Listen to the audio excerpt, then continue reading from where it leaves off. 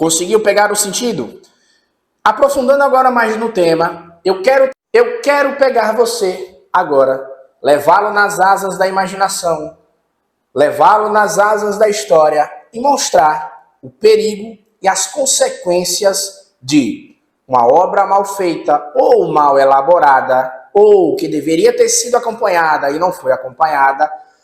Quais consequências desse serviço, desse trabalho, que é a execução de uma obra, pode trazer para várias pessoas?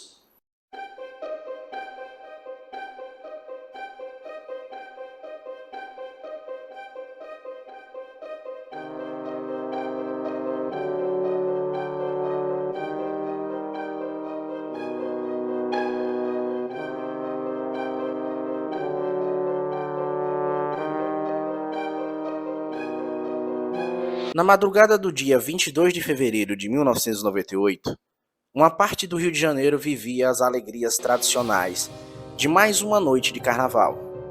Muitas eram sonhos, risos, cores e canções. Mas mal sabiam os moradores da cidade maravilhosa que, em instantes, uma tragédia iria marcar o Rio de Janeiro para sempre.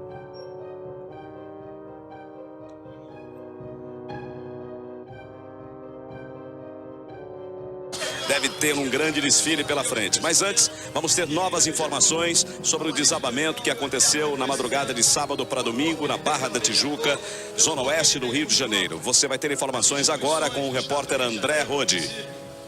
A Defesa Civil interditou agora há pouco 2 prédios na Barra da Tijuca, zona oeste do Rio. Eles ficam bem ao lado do edifício que desabou na madrugada de domingo. Os 1.200 moradores já começaram a desocupar os apartamentos. A decisão foi tomada porque nesta terça os técnicos começam a escorar a parte do condomínio que não desmoronou. É uma operação arriscada que pode abalar toda a estrutura do edifício Palace. Se ele cair, há o risco de que os prédios vizinhos sejam atingidos. Até agora, um corpo foi encontrado debaixo dos escombros. 7 pessoas ainda estão soterradas. A história por trás do Palace 2 sempre foi repleta de mistérios e problemas desde o seu início. Foi construído pela construtora Cerzan, do então deputado federal Sérgio Naia, em 1990, e tinha uma previsão de entrega para 1995. No entanto, houve um atraso gigantesco na sua conclusão. E desde o início, alguns mistérios começaram a ocorrer sem a menor explicação.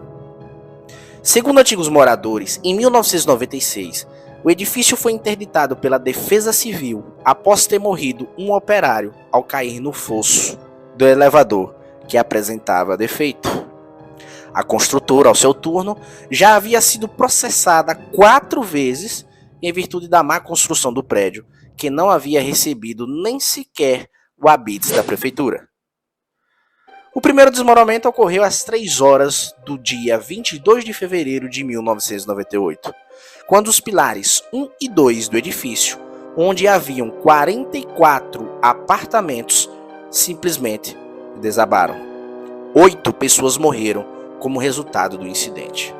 Em 24 de fevereiro, a prefeitura já havia anunciado que a implosão do edifício, medida inevitável, teria que ocorrer dentro de 5 dias a partir daquela data.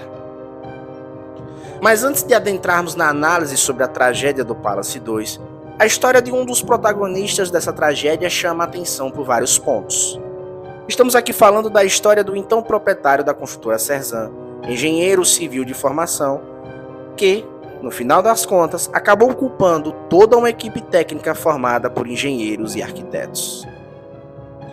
Sérgio Augusto Naia, nascido em 14 de abril de 1942, foi um empresário, engenheiro e ex-político brasileiro, tendo sido deputado federal pelo estado de Minas Gerais. Filiado ao Partido Progressista, PP, tornou-se nacionalmente conhecido em função do caso do Palace 2.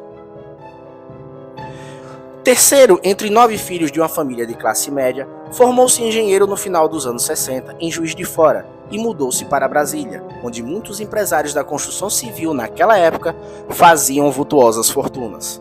Ainda funcionário de uma construtora na capital federal, aproximou-se do poder pelas mãos do então general Golbery do Couto e Silva, que costumava repetir: esse menino tem instinto para ganhar dinheiro. No final dos anos 70, já sócio da construtora Cerzan, o governo militar lhe delegou a construção do polêmico prédio denominado Bolo de Noiva, que levou 9 anos para ser concluído.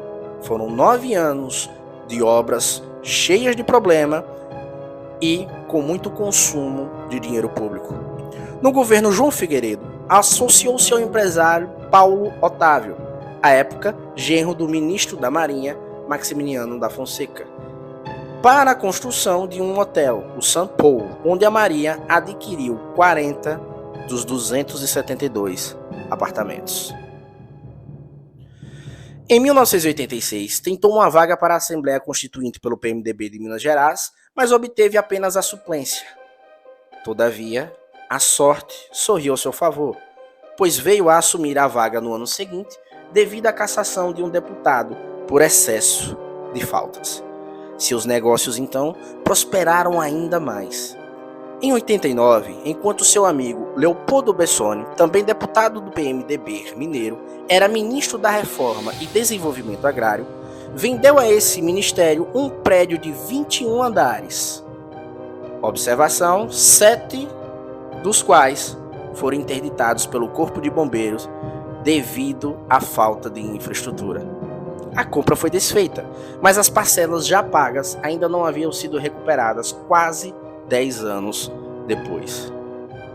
Em 1990, sua fortuna crescia assustadoramente, com obras desconexas, com obras governamentais, cheias de reclamação, mas com alta lucratividade. Nos anos 90 ainda, concorreu novamente a deputado federal, sendo o mais votado de Minas Gerais. Sua campanha ficou marcada pelo fato dele chegar de helicóptero a pequenos municípios, onde distribuía máquinas de costura e doava transmissores para rádios comunitárias. Nessa época, entrou no ramo de comunicações, chegando a possuir 5 autorizações para retransmitir em Minas Gerais a TV Educativa do Rio de Janeiro, além de 9 rádios AM e FM, onde ele vinculava publicidade própria, o que é ilegal. Quando tornou-se conhecido nacionalmente aos 55 anos, continuava solteiro, mas sempre visto ao lado de belas mulheres.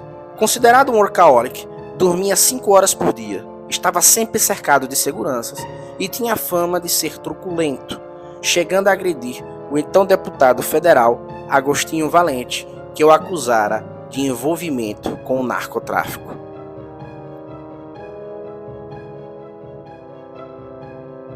Outro acontecimento que teve bastante repercussão envolvendo Sérgio Naia foi um vídeo exibido num programa de televisão em que ele diz não querer tomar champanhe numa taça de plástico, alegando que seria coisa de pobre, já que estava em um lugar muito caro e a bebida era sofisticada para se beber em taças de plástico. Isso aconteceu quando ele se encontrava em Miami durante o Natal, em protestos. Ex-moradores do Palace 2, que moravam em residências provisórias, se reuniram para comemorar o Ano Novo com taças de plástico. Obteve ainda um 3º mandato, desta vez pelo PP, o qual não cumpriu até o final devido à cassação que ocorreu, como um desdobramento do caso do Palace 2. Naia tornou-se nacionalmente conhecido em virtude do caso do Palace 2. Mesmo com todo o desdobramento na mídia, na sociedade, Naia ainda tentou culpar os moradores pelo excesso de carga que teria causado o desabamento naquela noite fatídica. A construtora Cerzan, empresa em que Naia era o principal acionista, porém não era o engenheiro responsável, construiu o edifício e foi acusado pelo Ministério Público de negligência por supostamente ter usado a areia do mar para fazer concreto. Em sua defesa, o então deputado disse: se a areia de praia desse concreto, mesmo de baixa qualidade, não haveriam mais praias no Rio de Janeiro, pois não dá liga para o concreto. Depois do incidente com o Palace, Naia foi para os Estados Unidos, mas conseguiu ser localizado pela justiça algum tempo depois e ainda passou 137 dias preso. Mas em 2005, foi absolvido por 5-0 do processo criminal que o acusava de causar o desabamento. Ficou comprovado que ele não era o engenheiro responsável pela obra. tendo ficado claro um erro de cálculo do projetista. Quanto ao uso de materiais de baixa qualidade, o laudo não foi convincente o suficiente para essa condenação. Todavia, depois dessa absolvição, uma verdadeira guerra no tribunal se sucedeu, onde Naya fez questão de colocar a culpa em todo o corpo técnico da empresa, formada por engenheiros e arquitetos, afirmando ter ocorrido um grosseiro erro de cálculo estrutural. Todavia, mesmo que isso fosse verdade, já aprendemos que isso não eximiria a responsabilização da construtora de forma solidária aos engenheiros responsáveis. O ódio que Naya jogou em cima dos engenheiros do Palace 2 foi algo tão marcante que alguns deles tentaram se explicar na mídia e quase foram lixados pelos populares. Ontem, o engenheiro Sérgio Murilo, um dos responsáveis pela obra, veio falar de prejuízos. Apanhou de moradores revoltados.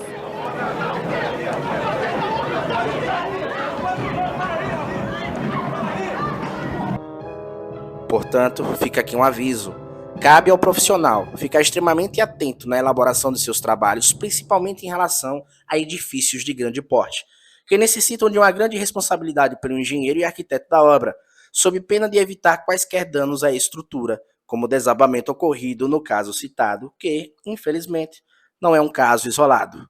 Anualmente, temos diversos casos no país em que falhas nos serviços prestados pelas construtoras são a causa dos desabamentos, ceifando diversas vidas inocentes.